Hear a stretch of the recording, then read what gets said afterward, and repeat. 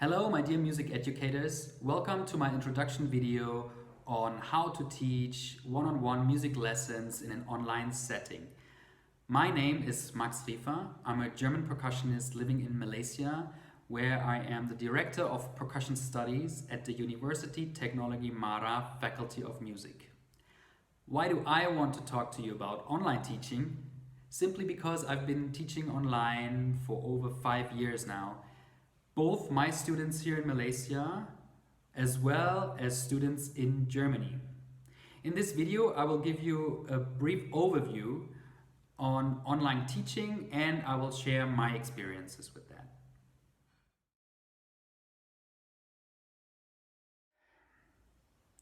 What is online teaching? Online teaching means that all the content, all classes are exclusively delivered through online media, such as video calls, emails, social media, messenger platforms, and so on. There is no physical face-to-face contact between the teacher and the students. That also means teacher and students are not in the same room.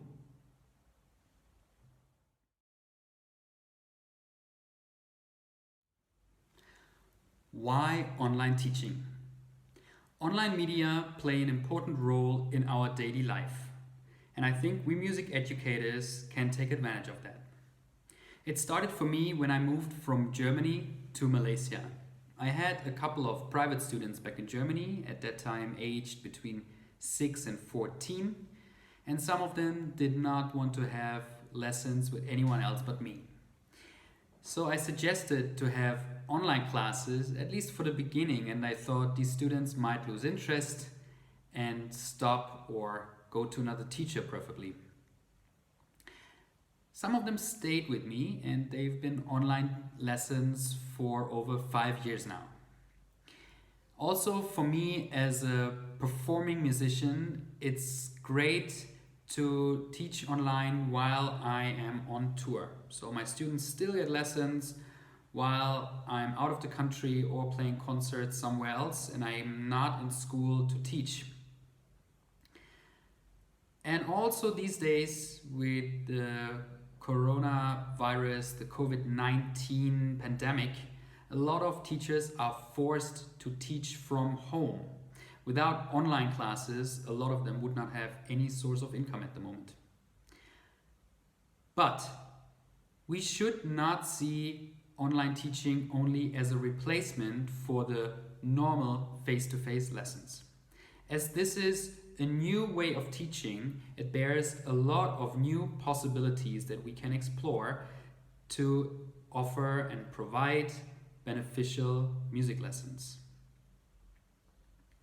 For me, the most appealing is that the factor place does not play any role anymore, obviously, because you can teach from wherever you are, as long as you have an internet connection. And also the factor time becomes a bit different, and I will talk about that in the next chapter.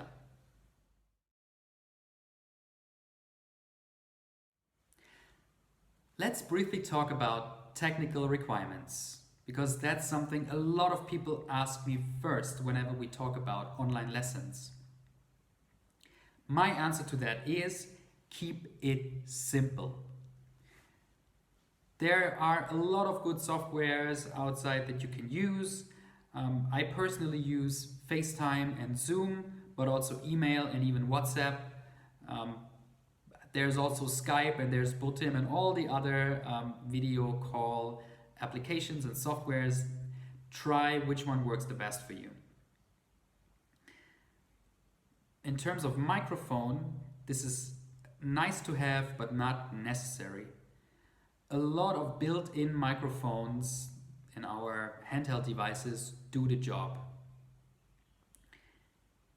And the same goes to camera. Of course, if you can have a high quality camera, that's fantastic, but if not, just use the camera of your cell phone or your tablet. Important when we talk about camera is that the camera needs to be in a position that covers the student and the instruments. So for smaller instruments, that's relatively easy.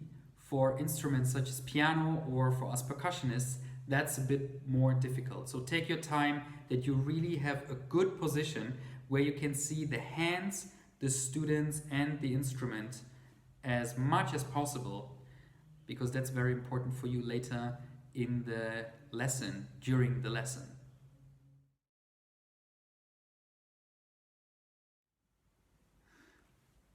What are issues of online teaching and what are problems that we might face?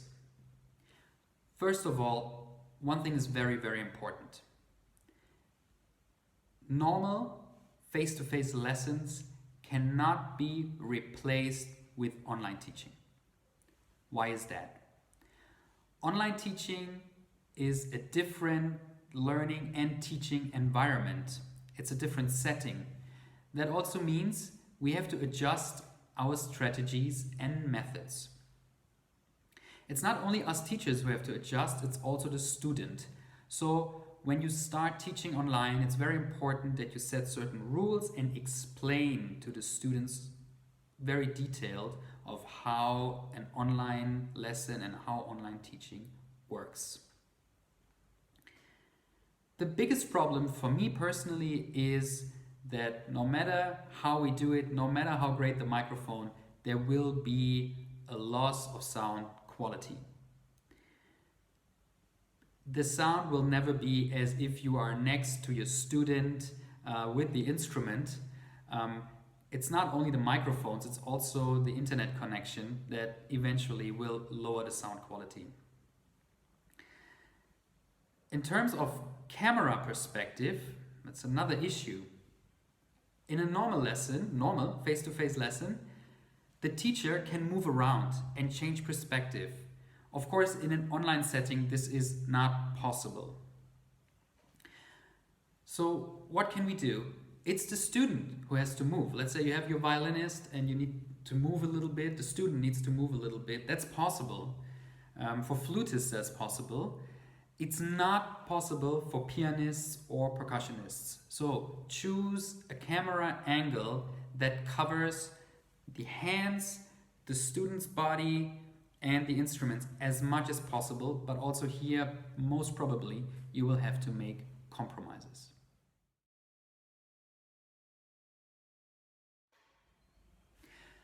Before I'll tell you how my usual online lessons work, I would like to add something to this discussion: synchronous versus asynchronous teaching. To those who are not familiar with these terms, synchronous teaching means the student and the teacher are connected through a video call at the same time, synchronously. That is probably the type of lesson that comes the closest to our normal face-to-face lessons.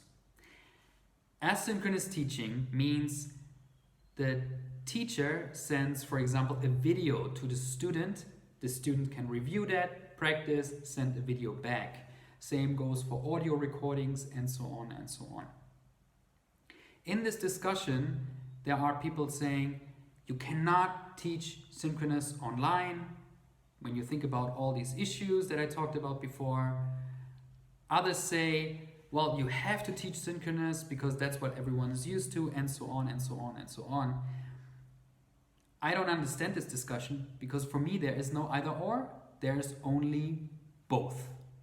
Again, keep in mind that this is a different teaching environment and learning environment. It's a different setting. So we have to make the best out of that, of course, and that also means we have to use all tools that we have.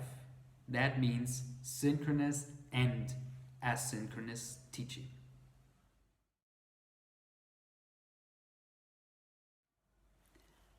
The benefits of asynchronous online teaching are no doubt that you don't need a permanent stable internet connection. Why is that? Well, you as a teacher would record a video and then send it to the student whenever you have a stable internet connection. The student downloads the video whenever she or he has a stable internet connection. Also, when they have a video or they listen to an audio, they can listen to it or watch it repeatedly. That also means they have time to analyze the material that you give them. Another benefit is that recordings can be done with a higher quality because you don't have this permanent video call. It also means like you can record in a much higher audio and video resolution if that's necessary. However, my advice is give the students only small tasks. Send only a few bars, let the students send only a few bars. That's usually more useful than recording long pieces.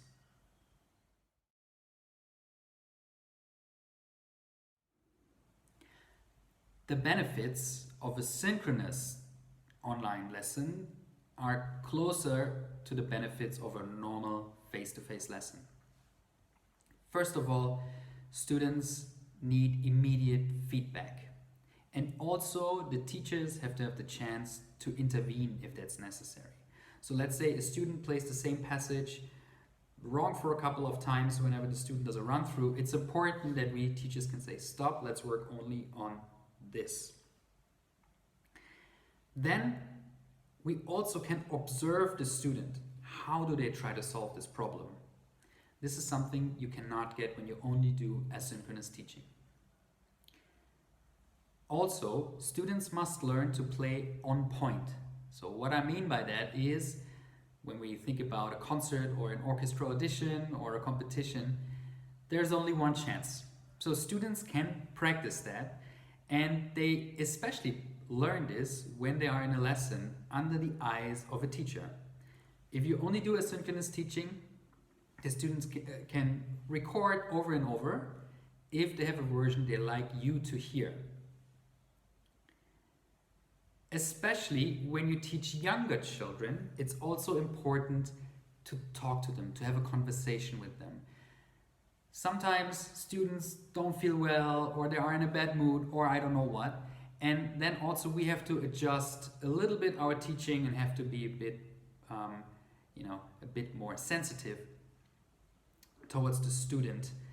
This also is not possible when we only teach asynchronously.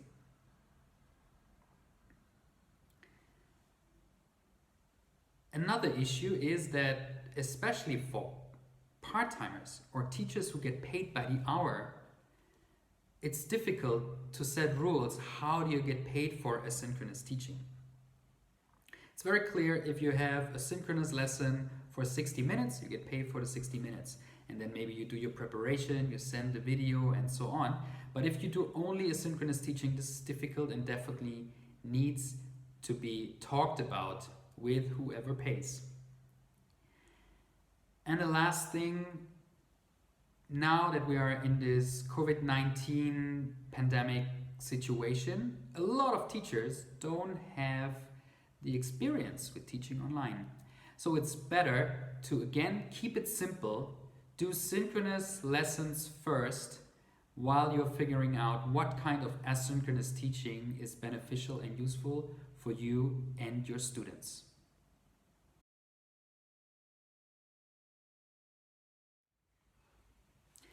Let's talk about the usual synchronous online lesson that I have with my students. Again, I would like to emphasize that an online lesson should not be simply an imitation of a normal face-to-face lesson. One important thing before you start this, I mentioned this before, set rules, explain to the student. Mutual discipline is highly important. Of course, we sit in front of our laptops. I think I don't even have to mention that we should not read emails in between or open Facebook, but also we have to see if we're in a room with a student and we do something like this, the students will see that, not necessarily so in an online lesson. Same, of course, goes for the student towards the teacher. A very important thing in the online setting is, out of my own experience, you have to be much clearer with everything you explain. All the instructions have to be much more precise. Why is that? You can't simply just demonstrate, especially not when you have not the instruments. So some of you might wonder, how should it work then? For us percussionists, it's sometimes not possible. If we are not in a room with all the instruments, if we are at home, then we might not have 4 timpani, for example. Also, the perspective, as I mentioned before, can barely or not really be changed. So if you want to see something from a different angle, you have to tell the student, please move like this, please move like that. I want to see your fingers, your hands from a different angle. You have to be super precise with that. Otherwise, you might lose a lot of time. Also, you will have to make compromises with sound. So please don't expect the highest sound quality from the student. You might not always be able to judge that. Also, and this is connected, keep in mind that the internet connection can cause irregularities, such as the latency we talked about, but also sometimes a student plays something and suddenly you wonder, oh, why does he slow down? Why does he slow down? Oh, now he speeds up like crazy. It was not the student, it was the internet connection. Teachers, be patient with the student and give them the benefit of the doubt. If you are unsure, let the student finish a passage. Only then ask for the spot. You can ask our infamous bar 35 again. Bar 35, did you slow down a bit? Did you speed up a bit? Then you wait for the student's response. Maybe the student says, yeah, I did. Then you can talk about it. Or the student says, no, I didn't. Then you let him play again. Or the student says, I don't know. Let him play again.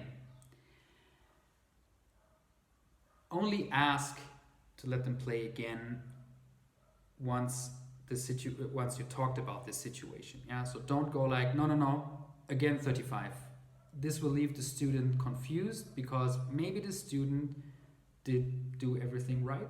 Maybe it's not his fault. Maybe it was due to the internet connection. Also, use terms like from what I see, from what I hear. I had this discussion with colleagues and they said, well, but this can undermine my authority because I, as a teacher, have to say it's like this and this and that. It's not true. Again, talk to the students before you start on teaching online. Tell the student, look, because of this connection, I sometimes might not hear things correctly, but also the student sometimes might not hear your instructions correctly. Another very important thing is something we should do no matter how we teach anyway, ask a lot of questions. For example, are your shoulders relaxed? When we stand next to the student, we can see if the student is relaxed or not. In an online setting, through our video, we might see that, but we sometimes might not. Ask questions. Or, why do you choose this tempo?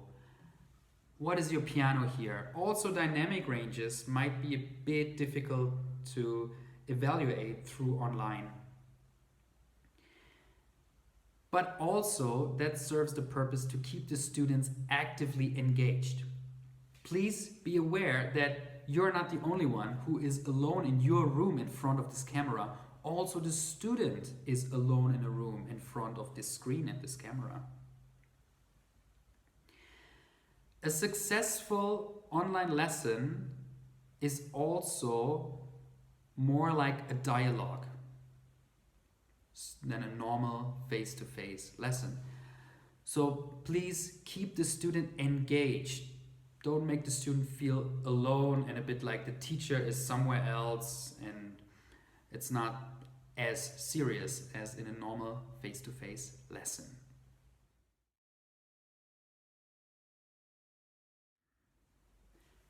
Teaching asynchronously is a little bit less delicate. That's why also a lot of people like doing it. Why is that? Simply because we don't rely on this permanent, stable internet connection. Two things are important, I think.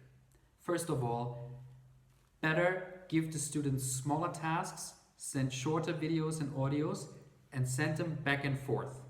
So this imitates a little bit this idea of having a conversation.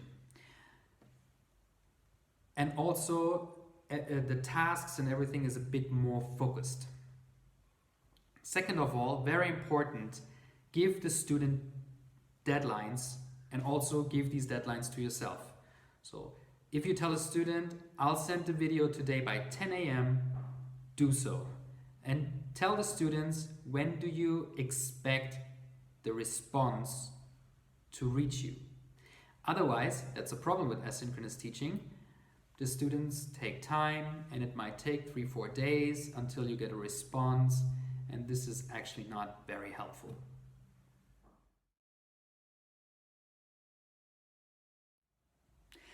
As a result, you can say that my online teaching involves both asynchronous and synchronous teaching. For my students in Germany, they get their weekly lesson synchronously at a certain time, just like they would go to music school. What's important is that you set the expectations. They have to be extremely clear. For example, I send video material or audio material beforehand, in between the lessons, or you can send scores and articles. At the same time, the student is encouraged to send updates, videos, audio, on whatever they're working on and ask questions. A very good method for me is the students send a video, not very long, 1 to 2 minutes, and they send parts of the score as a PDF. And then I mark in the PDF with my laptop where the problems are, what the problems are, and I write comments, and then I send it back. So you see, this is the asynchronous teaching part. This is how I was quite successful over the last 5 years. One of my students, Bennett from Germany, he won the second prize at the National Youth Music Competition in the category Percussion in his age group. And almost all his lessons are online lessons. So you see, online teaching can also be very inspiring, it can be very useful, and it can be very successful.